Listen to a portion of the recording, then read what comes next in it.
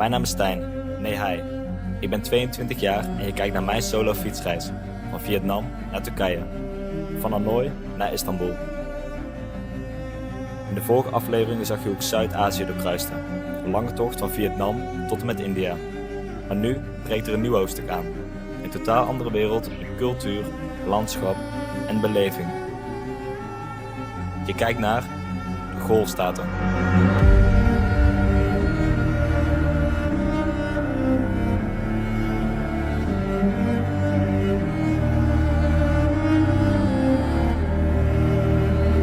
Een gebied van uiterste, extreme hitte, leegte en immense moderniteit, maar ook van een onuitputtende gastvrijheid. Een regio die vandaag de dag vaker in het nieuws is dan ooit, maar waar ik me nog nooit zo veilig heb gevoeld. Een intro aan het Midden-Oosten. Een intro van de Arabische wereld. In deze video staat het fietsen centraal. De gastheren en gastvrouwen onderweg, de zware tochten, fysiek en mentaal, en vooral ook de ontmoetingen op de fiets. Thank you. Salam alaikum. How are you? ركب سيارة ركب. Dit is mijn fietsreis. Dit is van oost naar west.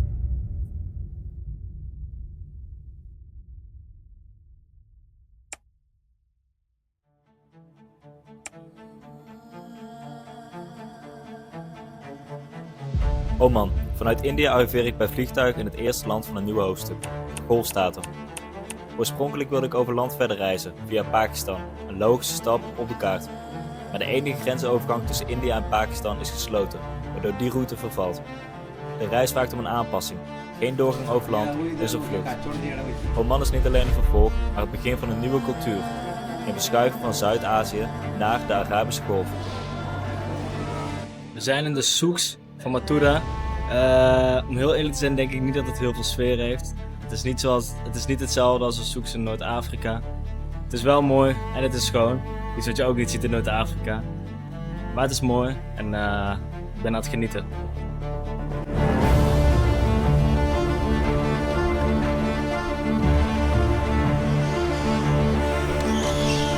Goedemorgen, achter mij zie je het Koninklijke Operagebouw hier in Muscat, de hoofdstad van Oman. Het is tijd voor de eerste fietsdag. Ik heb er heel veel zin in. Ik vind het ook een beetje spannend, mede door de warmte, want het is volgens mij 8 uur 's ochtends en het is nu al 30 graden. En ook door het misschien wat watertekort in de woestijn. Ik heb in ieder geval nu veel water mee. Ik verwacht vandaag en morgen eigenlijk geen problemen te hebben. Ik denk dat het echte probleem pas komt in Saudi, maar voor nu gaan we fietsen.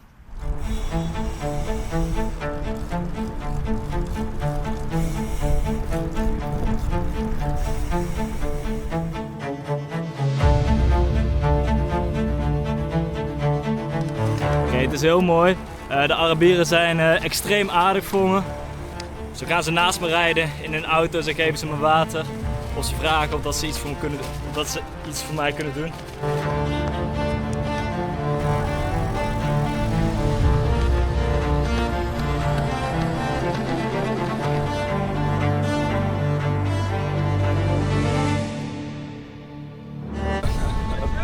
Hey, salam alaikum! Maar ik had niet verwacht dat ik op mijn eerste dag hier in Oman gehuishoud zou worden door iemand van Bangladesh en iemand uit Pakistan. Maar het is heel goed en we gaan er weer tegenaan.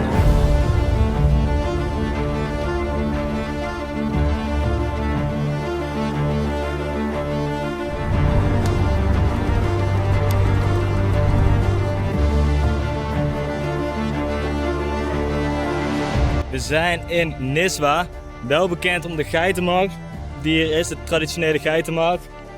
Al twijfel ik hoe traditioneel die nog is.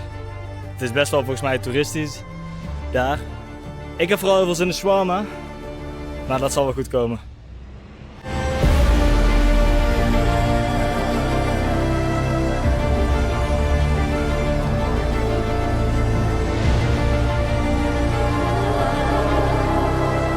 Een van de echte bezienswaardigheden van Oman. Ik vind het eigenlijk wel meevallen hoe mooi het is, maar ja, je ziet ook hier buiten de souks eigenlijk een soort parkeerplaats wat 3 voetbalvelden groot is.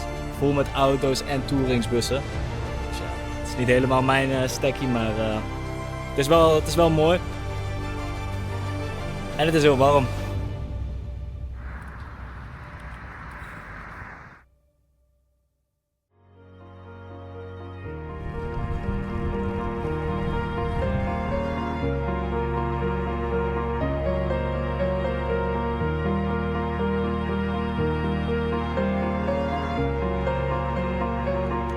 gaan vandaag onze eerste echte afgelegen stuk fietsen. 80 kilometer zonder restaurant, koffietentje of supermarkt, heb ik me zo laten horen. Wel moskeeën, dus ik heb in ieder geval wel water. Ik heb in ieder geval heel veel eten meegenomen voor dat stuk, ook omdat het een bergpas is.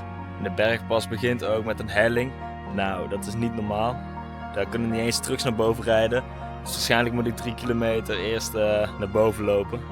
Dan hopelijk kan ik vanuit daar wel fietsen. Maar ja, daar heb ik geen zicht op. Maar het komt vast goed. En ik heb er niet heel veel zin in. Maar ja. Ja.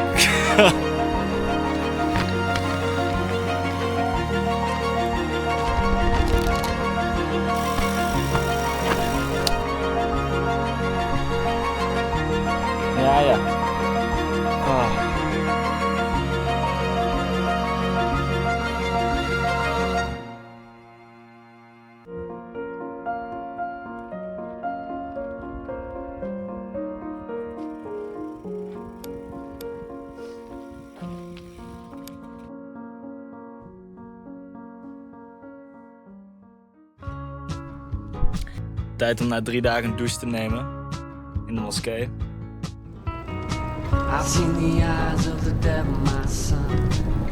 Goedemorgen, we gaan onze weg maken richting de kust. Ik heb mezelf vannacht getrakteerd op een hotel, mede om mezelf ook een beetje te vriend te houden. Maar ja, het is nog 300 kilometer naar de grens. Dus dat gaan gewoon 3 chille dagjes worden.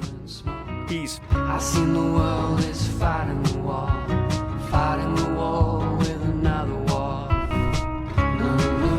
Assalamu alaikum. Walaikum salam.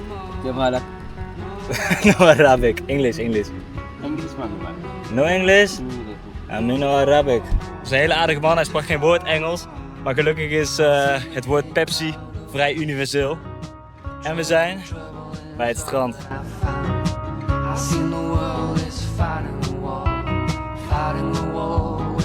Oké, change of plans. Het constructiemannetje, want ik slaap op een constructieplek. Komt net naar me toe. En die zei dat ik hier mocht slapen, alleen dat het heel hard ging waaien. Dus nu mag ik in dat hutje slapen. Eigenlijk ook wel beter. Hey shit, mijn tent! Goedemorgen, het is dag 85. We hebben geslapen op het strand, douchen bij een moskee. En nu nog even ontbijt te vinden. Het is het nieuwe normaal geworden. Het is dag 5 achter elkaar dat ik aan het fietsen ben. En dat is zeker te voelen in de benen. Ik ben eigenlijk een beetje kapot. Maar dat maakt niet uit.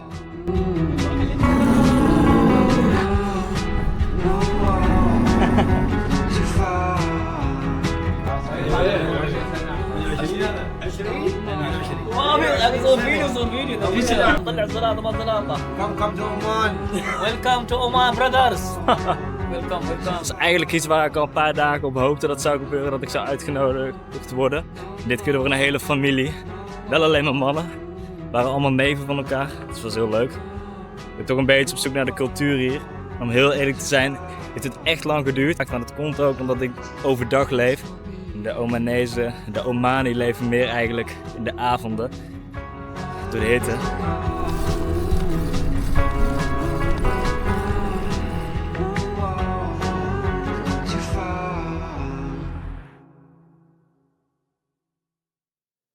Goedemorgen, het zit erop hier in Oman. Het is dag 86 en achter mij zie je de grensovergang naar de Emiraten. Oman heeft me mooie dingen laten zien, maar het was ook soms een beetje saai, dat moet ik heel eerlijk toegeven. Het is denk ik het nieuwe normaal. Ik ben zeker benieuwd wat de Emiraten gaat brengen. Tot aan de andere kant.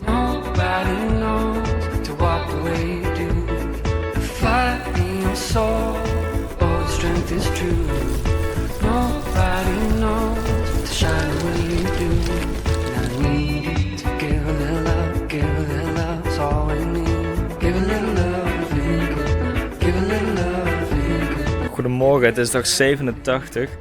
hebben vannacht geslapen op een afgelegen perceel, zo zou ik het noemen. Bij een Nederlandse vrouw die hier woont, al een aantal, vele jaren hier in de Emiraten. Het is een afgelegen plek, maar wel ontzettend mooi. Ik heb ook een fantastische slaapplek. Gisteren uit eten geweest. Het is eigenlijk iets wat ik nooit had kunnen dromen. Maar het is heel goed hier.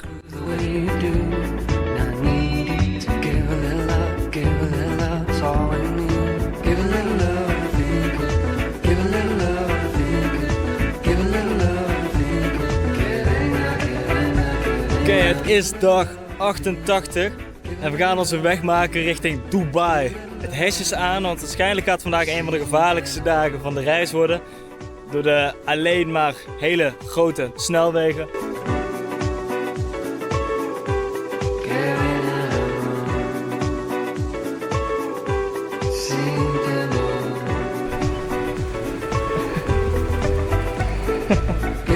De enige reden waarom ik het nog durf om te fietsen voor de laatste 7 kilometer, want het is echt niet normaal. Dus omdat er nu hier file staat, dat is oprecht het redmiddel van vandaag, want anders de auto's chasen gewoon voorbij met 150 km per uur. Hey baby, come to Dubai. Dubai, een stad die geen introductie had. Al denken veel mensen dat het een land is. Het is een van de meest bezochte plekken ter wereld en alles draait hier om toerisme. Hey baby, come to Dubai. De stad oogt strak en perfect voor social media. En vrijwel elke vierkante meter lijkt ontworpen om bezoekers geld te laten uitgeven. Dankzij de gastvrijheid van een Nederlandse moeder en dochter ontweek ik de hoge hotelprijzen. Het waren rustige dagen van monteren en bijkomen, midden in een prikkelgevoelige stad. We zijn in Dubai. We zijn gisteren aangekomen na een lange gevaarlijke rit. Maar we zijn nu in Dubai en alle troep en alle oncomfortabele situaties en de viezigheid waar ik in de afgelopen maanden in heb geleefd, die zijn nu vervangen voor eigenlijk de meest moderne stad ter wereld. Dan zie je ook de Burj Khalifa. Het is eigenlijk waanzinnig, bizar hoe hoog het is. Het doet eigenlijk pijn aan je nek om er naartoe te kijken, naar de top. Ik denk niet dat Dubai echt iets voor mij is, maar het is wel heel leuk om hier een paar dagen te zijn. Want dan zie je ook het contrast in het Midden-Oosten.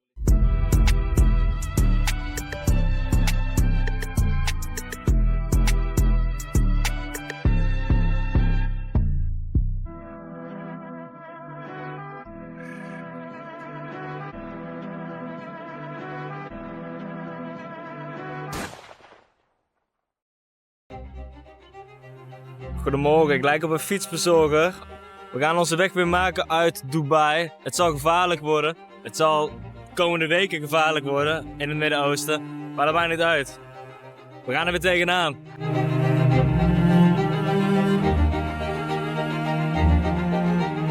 Ik heb noodgedwongen een taxi moeten nemen. Het was echt te gevaarlijk. Nu zijn we op een iets rustige weg. Eigenlijk ook nog heel gevaarlijk. Maar we gaan in ieder geval hier onze weg weer maken en de dag voortzetten.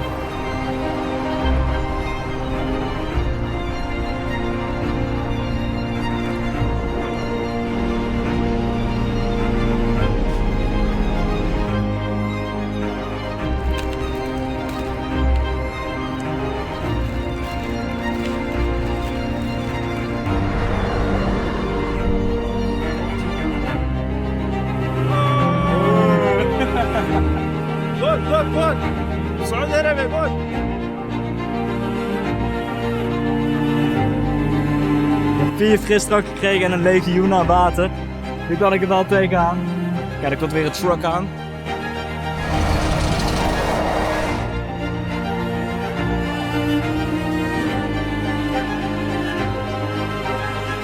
Goedemorgen, we gaan weer fietsen.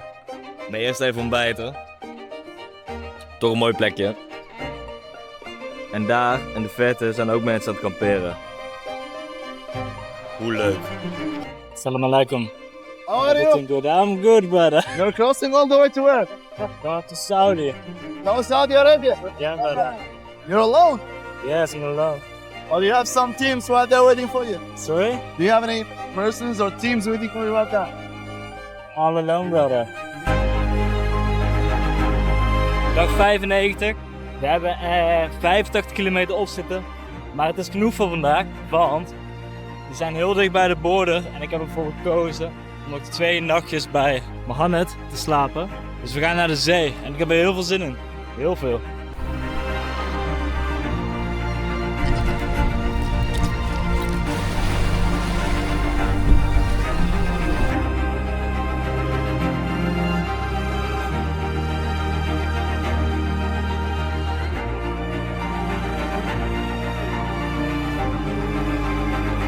Het is mooi om zo de Verenigde Arabische Emiraten af te sluiten en het is vooral mooi dat Mohammed en zijn familie eigenlijk een wildvreemde hebben opgenomen in de familie. Die ze eten geven, die ze een slaapplek geven, zonder dat ik ook maar iets kan teruggeven. En ik heet Abdullah trouwens. Dus ik word nu geroepen als Abdullah.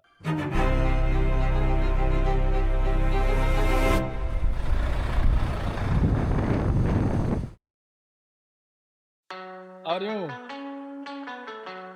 ركب سيارة ركب سكل No brother, I cycle. ركب والله ودي محطة. Al-Batta, de grensovergang naar het heilige land van Saudi-Arabië, of Saudi. Het land van de wortels van de islam en waar de woestijn 95% van het oppervlak bedekt. Hier rijdt de gemiddelde chauffeur alsof alle op zijn schouder meekijkt en liggen de driftsporen als markeringen in het asfalt. Tijdens deze reis zal ik het land 3 keer binnengaan. Niet dat je dat echt zal merken, want elke kilometer is exact hetzelfde in elk land. Assalamu alaikum. Salam. كيف الحال? No Arabic, English brother. Where you from? Hollandi. Hollandi. Yeah. Good. How are you? Good. Good, I'm good. Oh, this is too much brother. Where you go? Qatar. Qatar. Yeah.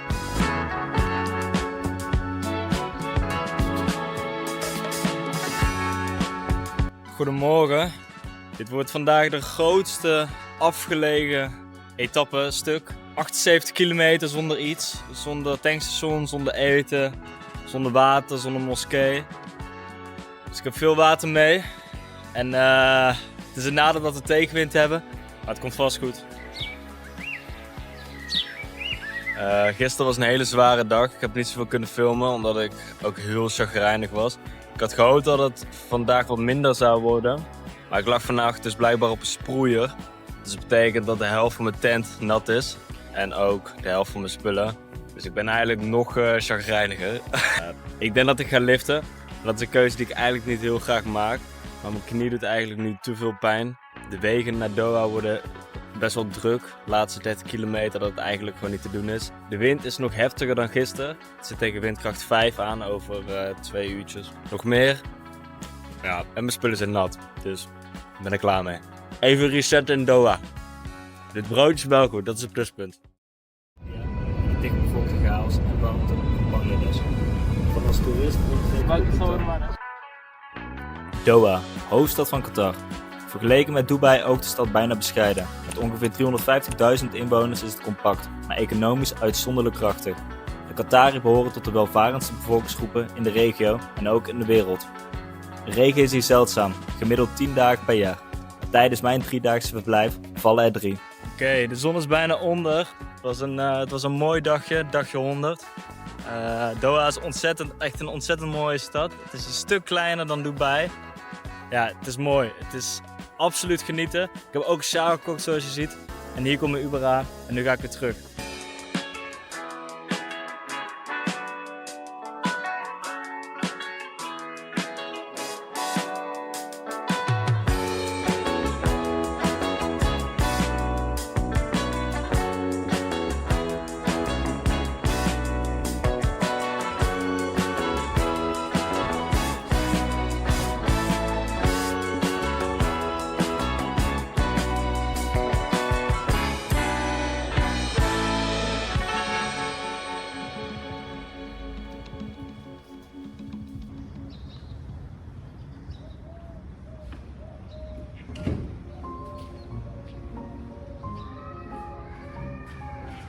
We gaan vandaag weer terug naar Saudi. 130 kilometer op de planning. Volgens mij heb ik wel een beetje wind mee, dus dat scheelt wel. Of in ieder geval wind van zij.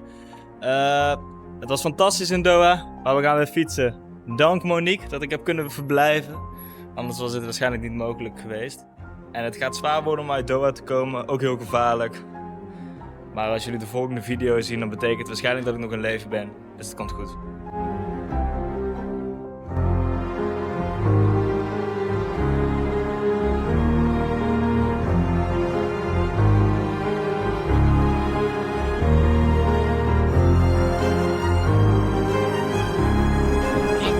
Assalamu alaikum. How are you? Good. From Holanda. Holland. Yeah, brother. Okay. Yeah. I'm from Eritrea. Eritrea? Yeah, you know, Oh, you're Biniam Girman. Yeah, I know. Yeah. You're a long way from home, brother. Yes. Eritrea. Thank you so much. Okay. Shukran. Assalamu alaikum. Saudi Arabia. Holanda number one. هولندا وامستردام. Ja, Hollanda, Amsterdam. Shukran. Het is het eind van de dag. We zijn weer terug in Saudi. En om heel eerlijk te zijn, ik weet niet wat ik moet gaan doen. Ik heb geen slaapplek, want er is één hotel en die vraagt $50 per nacht. En morgen gaat de wind opkomen. En morgen gaat het ook stormen en bliksemen.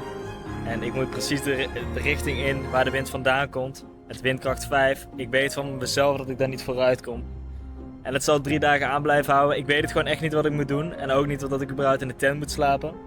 Ik zit er eigenlijk een beetje doorheen. Ik lijk een beetje op een zwerver. Ik weet het gewoon niet. Ik zit erover na te denken om het stuk van niks. Want het is 190 kilometer. Helemaal niks. 1 tankstation zit halverwege. Nou, ook niet eens halverwege.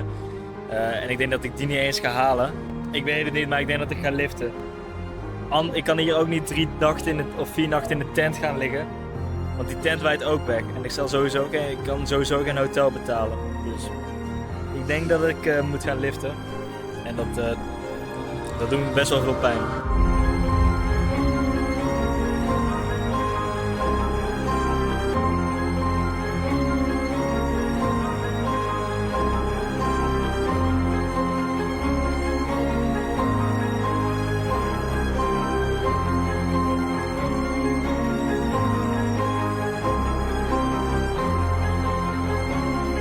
Oké, we zijn aangekomen bij de brug.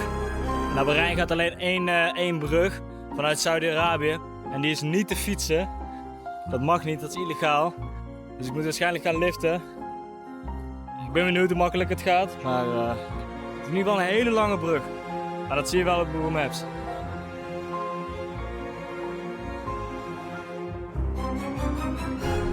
Oké, we zijn aangekomen in Bahrein. Deze hele aardige man heeft me geholpen. Hey! Hallo. Bahrein, voor velen onbekend of verwacht met de stad in Saudi-Arabië. En bij autosportliefhebbers vooral bekend van Formule 1. Het is het kleinste land van deze reis, ongeveer half zo groot als de provincie Utrecht en voor meer dan 90% woestijn. Ik zal eerlijk zijn, er was hier niet veel te zien in deze stad. Het was vrij saai en na alle andere wolkenkrabbers te zien te hebben in Dubai en Qatar was ik er eigenlijk een beetje klaar mee. We zijn in Bahrein, het is dag 103.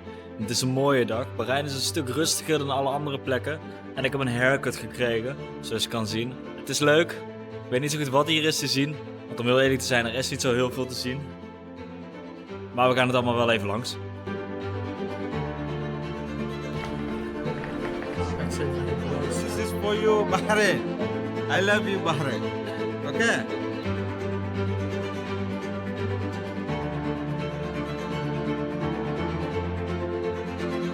باقي روين خلاله باقي روين خلاله اصحوا صفاري.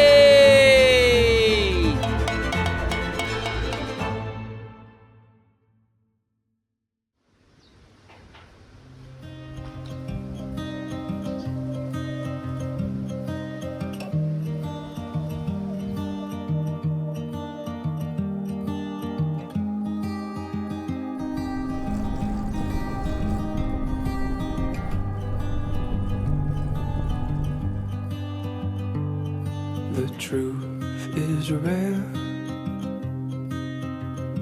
like nature blue. Het is eigenlijk best wel saai. Daar is iets voor aan te doen. Het is ook zo als ik straks in Nederland zit, dan kijk ik hierop terug. Hoe vaak kan je nou nog zeggen dat je midden in de woestijn loopt en dat je in de verte kamelen ziet? Ik denk niet heel vaak meer. We hebben een kamer gevonden bij een plek waar eigenlijk altijd bedrijven slapen. Maar ik mocht er eerst niet slapen. Maar toen ik tegen de manager uit Bangladesh zei dat ik door zijn land heb gefietst, mocht ik ineens slapen. Dus ja, het is toch handig dat je een wereldreis maakt. Who are you when you're on your own? Who are you with nowhere to go? Who are you when you're haunted by the one? Who are you in your darkest dreams? Alaikum salam. I have water. Who are you Ah, shukran. انت بسياره شويه خلي I understand, but I cycle. Kuwait City, it's okay. Shukran.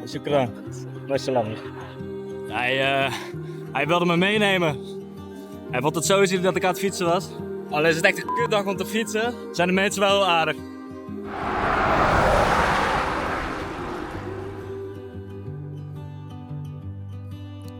Oké, het is 12 uur 's middags. We hebben nu 130 kilometer gefietst. Dat is echt bizar. Ik heb ervoor gekozen om over de 200 te gaan. En dat betekent dat ik Kuwait inga. De weg is wel heel saai. Echt wel heel saai. Maar het schiet wel op als je 30 kilometer per uur gaat. Mashallah.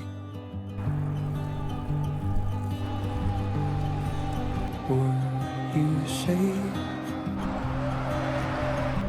your younger self from a burning building.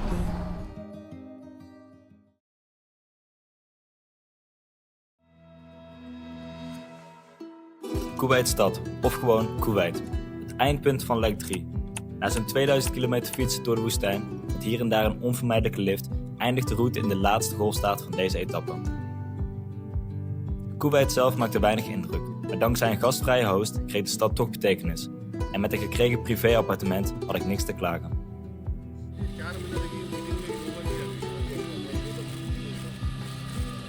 Deze etappe voelde anders dan de vorige. Waar eerder natuur en cultuur de hoofdrol speelden, draaide het hier vooral om het fietsen zelf. De weg, de hitte, de stilte en de mensen die ik onderweg ontmoette. Het was totaal anders.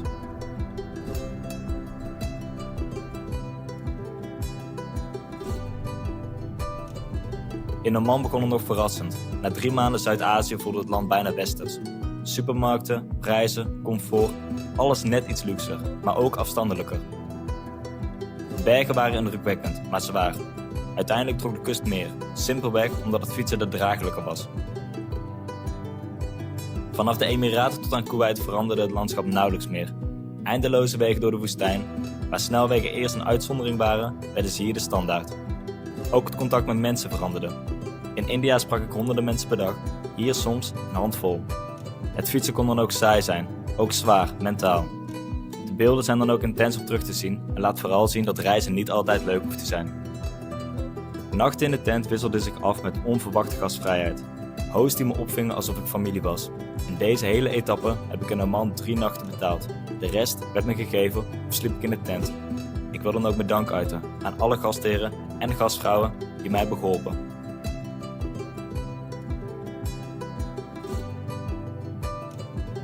Kort politiek, want daar is deze video niet voor, maar ik vind toch dat ik er iets over moet zeggen. De regio is anders dan vaak wordt gedacht. Ja, arbeidsmigranten werken hard en niet alles is perfect. Maar de verhalen zijn genuanceerder dan het beeld dat vaak wordt geschetst. Veel van de mensen die ik sprak verdienen hier een veelvoud van wat ze thuis verdienen. Ook landen waar ik doorheen heb gefietst. Voor hen betekent het werk vooruitgang, ondanks de offers. Dat zijn geen woorden van mij, maar van de vaders en zonen die deze stap hebben gemaakt. Een vraag die vaak terugkomt is waar de lokale vrouwen zijn. Die zijn er, maar blijven grotendeels buiten beeld.